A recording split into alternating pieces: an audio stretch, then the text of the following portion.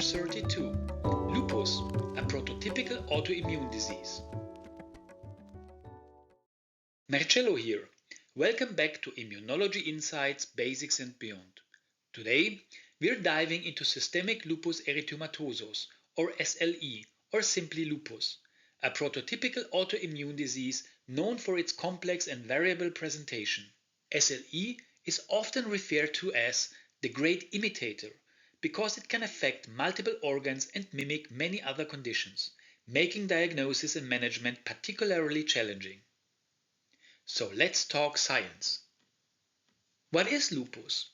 Lupus is an autoimmune disorder where the immune system targets self-antigens, particularly nuclear components such as DNA, histones, and ribonucleoproteins. The hallmark of SLE is the production of anti-nuclear antibodies, or ANAs, that bind to nuclear antigens released during cell death. These immune complexes circulate in the blood and deposit in various tissues, leading to chronic inflammation and tissue damage. SLE can manifest as a systemic disease or, less commonly, as discoid lupus, so affecting the skin, or drug-induced lupus, triggered by medications such as hydralazine and procainamide. Systemic lupus is the most common and severe form, affecting organs like the kidneys, joints, skin, heart, lungs, and brain. One unique feature of lupus is its waxing and waning course. Patients often experience flares, so periods of increased disease activity, interspersed with periods of remission. Factors such as UV light exposure, stress, and infections can trigger flares. How does the disease manifest? Well, SLE is highly variable, with symptoms ranging from mild to life-threatening. The most common manifestations include joint involvement, pain, swelling, and stiffness, especially in the small joints of the hands and wrists. Unlike rheumatoid arthritis, lupus arthritis is typically non-erosive but can still cause deformity and functional impairment. Synovial fluid analysis may show inflammatory changes, but without the same degree of cartilage destruction seen in rheumatoid arthritis. Renal damage. Immune complex deposition in the glomeruli leads to lupus nephritis, a severe complication affecting around 50% of the patients. Renal biopsy reveals glomerulonephritis, a varying pattern of immune complex deposition, such as mesangial proliferation or membranous nephropathy. Early detection is crucial, as untreated nephritis can lead to chronic kidney disease or renal failure. Skin lesions. The butterfly-shaped rash across the cheeks and nose is characteristic of SLE. Other skin manifestations include discoid lesions, photosensitivity, and vasculitic rashes. Ultraviolet radiation often exacerbates skin involvement, as it induces keratinocyte apoptosis, releasing nuclear material and increasing ANA formation. Neurological involvement. SLE can affect the central nervous system, causing cognitive dysfunction, headaches, seizures, and psychosis. One proposed mechanism involves antiphospholipid antibodies leading to cerebral ischemia. Last but not least, cardiopulmonary manifestations. Lupus can cause pericarditis, pleuritis, and increased risk of cardiovascular disease, partly due to chronic inflammation and antiphospholipid syndrome, which promotes thrombosis. Let's have a look at the pathophysiology. The pathogenesis of lupus is driven by the activation of autoreactive B and T cells, leading to the production of autoantibodies.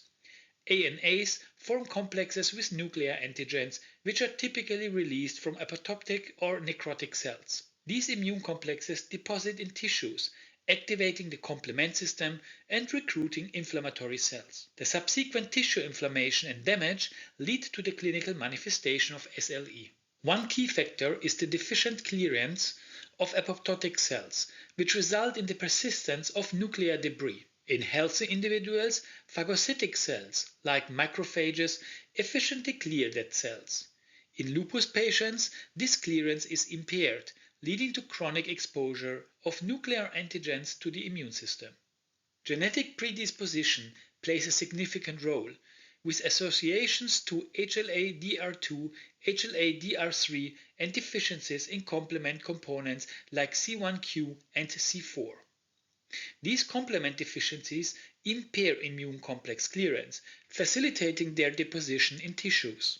Environmental factors, including viral infections, for example EBV, can act as triggers by upregulating type 1 interferon production, which perpetuates the autoimmune response. What about diagnosis and treatment? Diagnosing lupus requires a combination of clinical evaluation and laboratory testing. Diagnosis typically includes ANA testing. They are present in over 95% of SLE patients, but not specifically.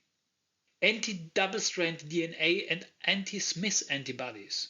They are more specific markers often associated with renal involvement. Complement levels, especially C3 and C4, they are low during active disease. And biopsy, essential for diagnosing lupus nephritis, guiding treatment decisions.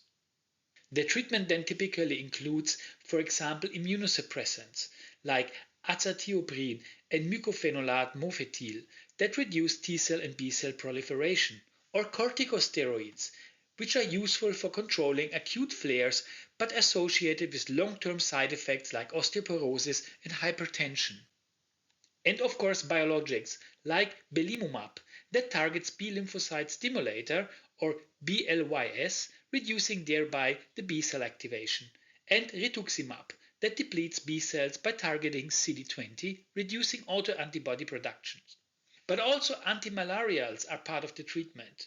So for example, hydrochloroquine has an anti-inflammatory effect and can reduce flares by interfering with toll-like receptor signaling. And last but not least, the lifestyle and the monitoring are part of the treatment.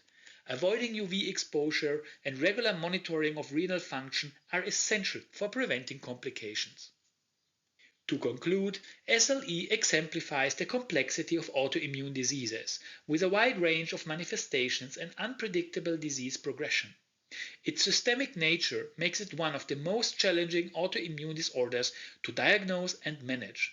Understanding the mechanisms and identifying early signs are crucial for effective treatment and better patient outcomes.